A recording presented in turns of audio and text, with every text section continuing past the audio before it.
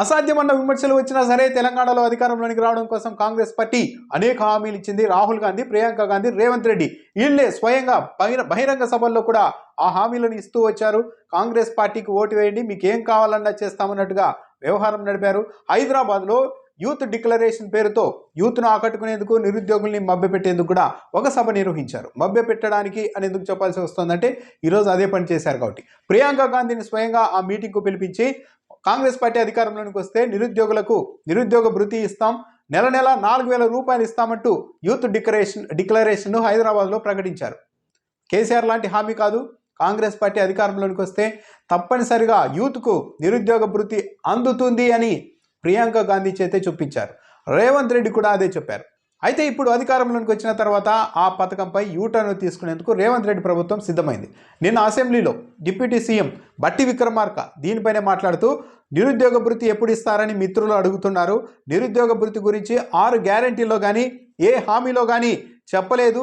మీరు కావాలంటే మరోసారి వెరిఫై చేసుకోండి అంటూ ప్రతిపక్షాలపైనే డిప్యూటీ సీఎం బట్టి విక్రమార్క వ్యాఖ్యలు చేశారు. అంటే యూత్కు తాము నిరుద్యోగులకు ఉద్యోగం వచ్చే వరకు నిరుద్యోగ భృతి 4,000 ఇస్తామని ఎక్కడా చెప్పలేదు అని కూడా బట్టి విక్రమార్క అసెంబ్లీలో సాక్షిగా చెప్పారు. కానీ హైదరాబాద్లో జరిగిన హైదరాబాద్ యూత్ డిక్లరేషన్లో ప్రియాంక గాంధీ చెప్పారు.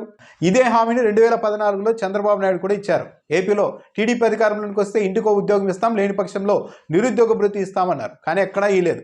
ఎన్నికల సమయంలో తీరా ఆ పథకాన్ని అమలు చేసేందుకు కాస్త కసరత్తు చేసినట్టుగా హైడ్రామా నడిపారే కానీ ఎక్కడా అమలు కాలేదు.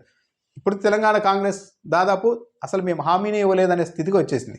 రేపు ఎన్నికల్లో ఏపీలో తెలుగుదేశం పార్టీని గెలిపిస్తే నిరుద్యోగులకు నెలకు 3,000 రూపాయల నిరుద్యోగ భృతి ఇస్తామంటూ మరోసారి తెలుగుదేశం పార్టీ తాజాగా కూడా హామీ ఇస్తోంది.